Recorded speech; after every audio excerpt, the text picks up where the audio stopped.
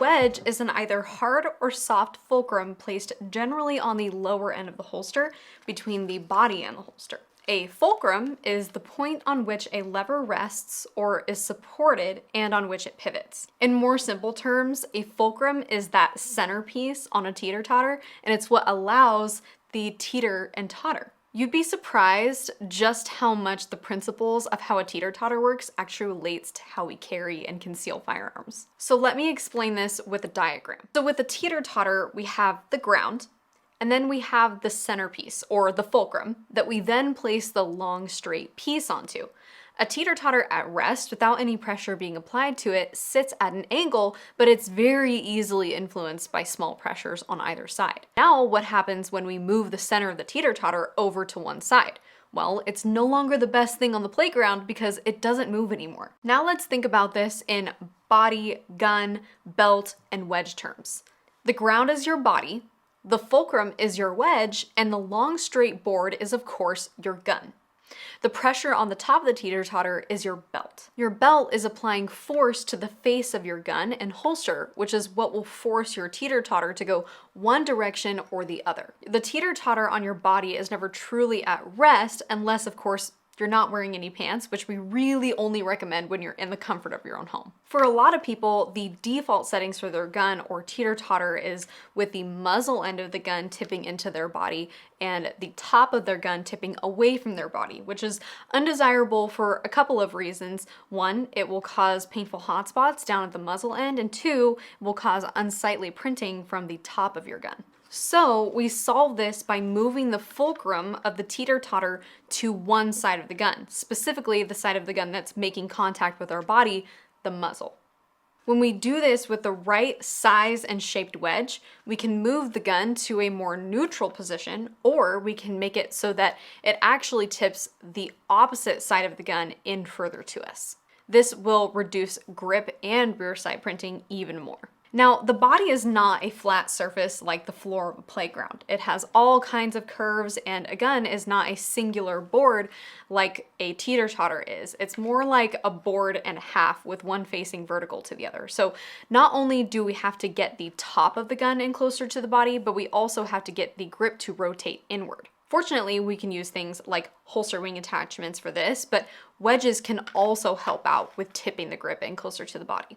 The way we use wedges to tip the grip into the body and the top of the gun into the body is by placing the wedge on the opposite side of our concealment problem area. So if your grip is printing, you'll want to place your wedge on the opposite side of your problem area, which is on the slide side of the holster. If your rear sight is printing, you'll want to place your wedge either centered or slightly off to the wing side of your holster. And if the whole top of your gun is printing, then you'll want to place your wedge centered, but potentially hanging off the bottom of your holster. Hopefully now you have a better idea for how teeter-totters work, and you have effectively channeled your inner child for the purposes of concealment.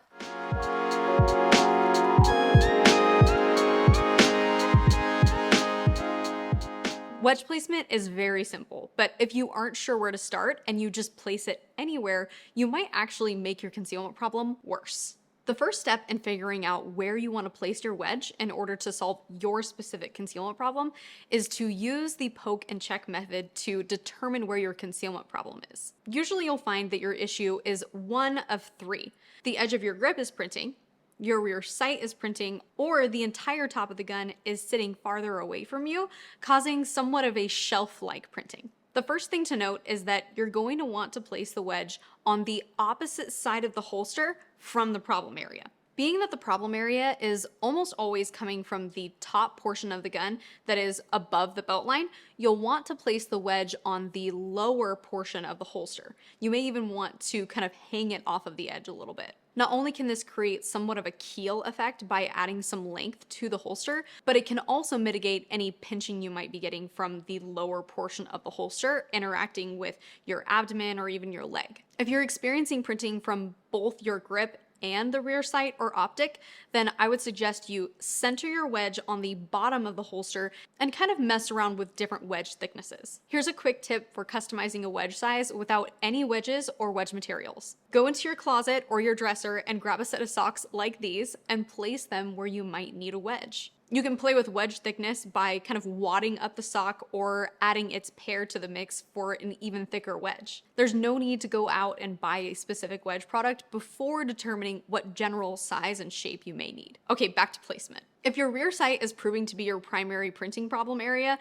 then you'll either want to place your wedge centered or biased off to the wing or grip side of your holster. Keep in mind though that using a wedge that is too large and that is biased too far off to the wing side of the holster may reduce how effective your wing is and create grip printing issues. If your grip seems to be the main issue and you're already using a holster wing, then you can increase your grip rotation by placing your wedge on the bottom of your holster, but bias off to the sight channel side of your holster. And that's pretty much the whole story about wedge placement. It really just comes down to customizing the size and making sure you're placing the wedge on the opposite side of your concealment problem area.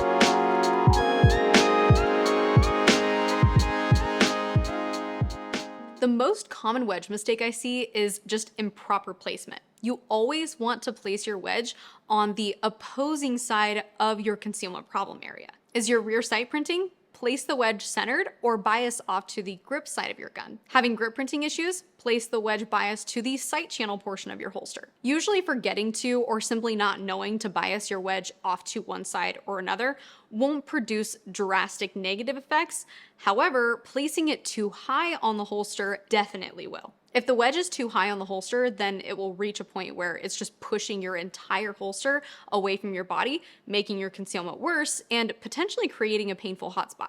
To avoid this, you'll want to ensure your wedge is placed lower on your holster. The second most common wedge mistake I've noticed is either using a wedge that is too big or a wedge that's too small. If your wedge is too small, you may cause a painful hot spot throughout the day. And on the flip side, if your wedge is too big, then you may create a hot spot just due to the amount of force that's going into it. Having a wedge that is too large can also cause the issue that I mentioned earlier, where it ends up just kind of pressing the entire gun further away from your body instead of just the muzzle. The third most common wedge use mistake I've noticed is not using the correct shape. This one goes hand in hand with using a wedge that's too small or too big, but a wedge can also be perfectly sized, but not the correct shape. If your wedge has somewhat of a peak to it, it will almost certainly cause a painful hotspot. To mitigate hotspots, you want to choose a wedge with the most organic shape. And the final most common wedge mistake is using one when you simply don't need it.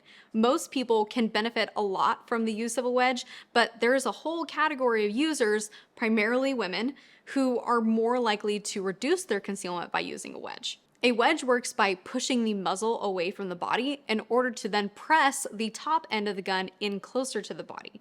This works great for those who wear looser fitting pants or longer shirts, but can cause noticeable below the belt printing for those of us who wear more fitted pants or tucked in or shorter shirts. Now, that's not to say that ladies or gents who are still into the skinny jean trend can't benefit from wedge use, but it's important to keep in mind that wedge use fundamentally adds more bulk below your belt line.